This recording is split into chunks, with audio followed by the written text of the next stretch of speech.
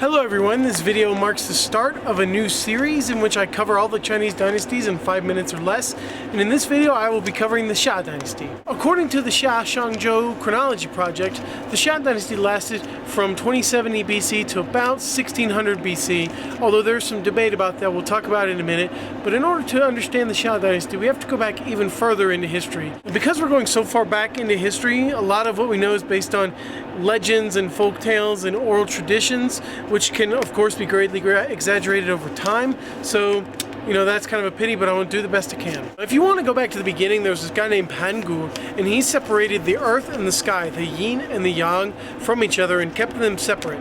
And when he died, the different parts of his body became the different elements, and that is one of the traditional Chinese creation stories. Yeah, that's super far back. In ancient Chinese history, you'll hear a lot about the 3 emperors and the 5 sovereigns, but who are they? These people were instrumental in creating the foundation of Chinese civilization. There are a lot more than just 3 and 5, and different sources will tell you different things. Just to illustrate, we'll talk about the 3 sovereigns. First of all, there was Nuwa, who formed people out of the clay of the earth. Then there was Fuxi, who invented writing, trapping, and fishing. Then there was Shen Nong, who taught people about agriculture and herbal medicine. There's the heavenly sovereign, the earthly sovereign, and then there was the Yellow Emperor, who's the most important of all and who's revered for creating Chinese civilization. Now there are more than just 5 emperors according to all the sources. We're going to talk about Emperor Shun, because when he bequeathed his power to Emperor Yu, he created the Xia Dynasty. The Shan Dynasty itself was located in Puban, which is now in Shanxi province. And what's really interesting about this dynasty is just how much of it is shrouded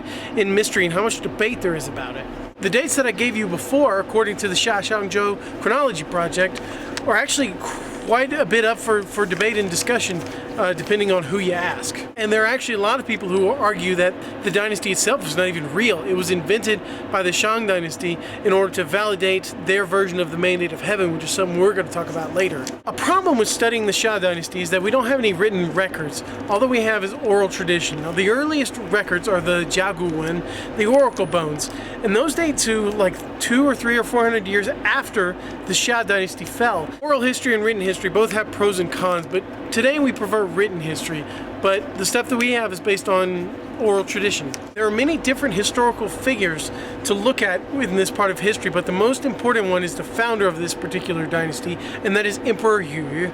Yu was the 8th grandson of the Yellow Emperor, and while that is a cool claim to fame, he also introduced flood control into China, which helped a lot of the agricultural communities flourish along the major rivers in that part of Chinese history. The society at that point in Chinese history was a tribal one, and the Xia tribe was one of the more powerful tribes, and not as a dynasty as we've come to think of it just yet. Emperor Shun, who we mentioned earlier, was the leader of this Xia tribe, and he trusted Yu to lead some of his armies to conquer some of the other tribes around there. And when that happened, that obviously strengthened the Xia tribe, and it became the tribe to be with, or the most powerful tribe in that area. As he became older, he passed his power on to Yu, and that is what we see as the establishment of the Xia Dynasty. As a ruler and emperor, he was moral, upright, upstanding, and he was lauded by Confucius and other moral teachers throughout all of Chinese history, and is still revered today as a great man. As he became older, he decided to pass his power on to his son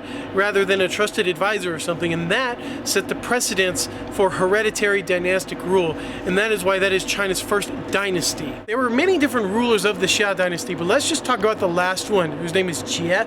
And Xia was a very cruel and corrupt and really just despicable leader, and it was said that he fell around 1600 BC to Tangshan, so Tang of the Shang Dynasty, or what would become the Shang Dynasty, and we'll talk about him next time. There are still many people who are arguing that the Xia Dynasty was not real because we don't have any archaeological evidence to support this oral tradition. But there have been some interesting finds at Arlito, which is in Henan province, which a lot of people think that that could be from the Xia Dynasty, although people are still arguing about it, and we don't know conclusively yet whether that is true or not. If you're interested in that, I can put some links down below and you can read it for yourself. Well, that about wraps it up for the first episode. If you liked what you saw, leave a comment down below. You can subscribe, and I guess I will see you in the next episode. See you later.